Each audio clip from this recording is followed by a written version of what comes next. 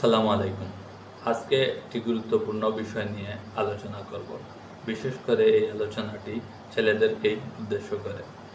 ধরেন একটি ছেলে এবং একটি মেয়ে প্রেমের সম্পর্ক।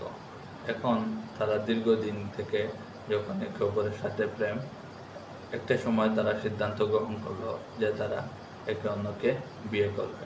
এখন আমরা সাধারণত জানি যে যখন একটি সাধারণভাবে বিয়ে অনুষ্ঠিত হয় তখন এক পক্ষ অন্য পক্ষকে প্রস্তাব পাঠায় এবং প্রস্তাবটি যদি গ্রহণ উভয় পক্ষ করে তখনই একটি বিয়ে অনুষ্ঠিত হয়।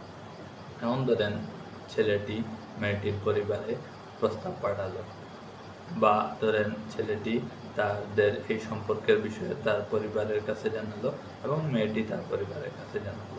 এখন এই বিষয়টি জানানোর পরে ধরেন উভয় পরিবার বা কোনো এক পরিবার এটি মেনে নিচ্ছে না।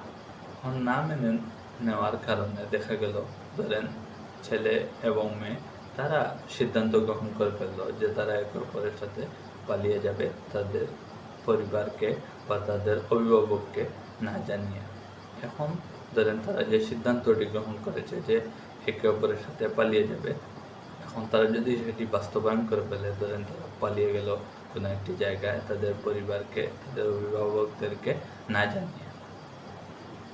এখন যখন তারা পালিয়ে যাবে তখন যদি মেয়েটির বয়স 16 বছরের কম হয়ে থাকে তাহলে এটি আইনগত অভিভাবকত্ব হতে অপহরণ হিসাবেই গণ্য হবে, কারণ দণ্ডবিধি 1860-এর 361 ধারায় এটি বর্ণিত রয়েছে যে যদি কোনো নাবালিকার বয়স 16 বছরের কম হয় এবং তার অভিভাবকের সম্মতি ছাড়া এক জায়গা থেকে অন্য জায়গায় চলে যায় বা কেউ নিয়ে যায় তাহলে কিন্তু এটি অপহরণ হিসাবেই গণ্য হবে।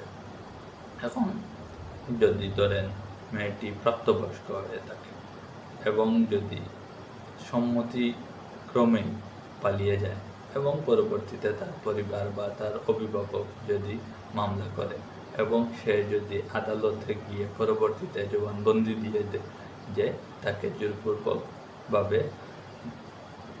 জোরপূর্বকভাবে নেওয়া হয়েছে, তাহলে সেটি কিন্তু অপহরণ হিসাবেই গণ্য হবে এবং যে ছেলে নিয়ে যাবে বা যে ছেলে পালিয়ে নিয়ে যাবে একটি মেয়েকে তখন কিন্তু সেই ছেলেটি ফেঁসে যাবে।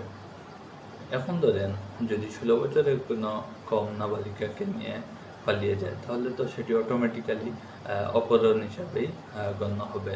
এখন যদি মেয়েটির বয়স 14 বছরের কম হয় আর যদি কোনো ছেলে শারীরিক সম্পর্ক করে ফেলে পালিয়ে যাওয়া পরে তাহলে সেটি কিন্তু 375 ধারা অনুযায়ী যে ধর্ষণের সংজ্ঞা রয়েছে সেখানে সংজ্ঞা রয়েছে যে 14 বছরের কম কোনো যদি মেয়ের সাথে কেউ সম্মতিক্রমেও যদি শারীরিক সম্পর্ক করে তাহলে কিন্তু সেটি ধর্ষণ হিসাবেই গণ্য হবে।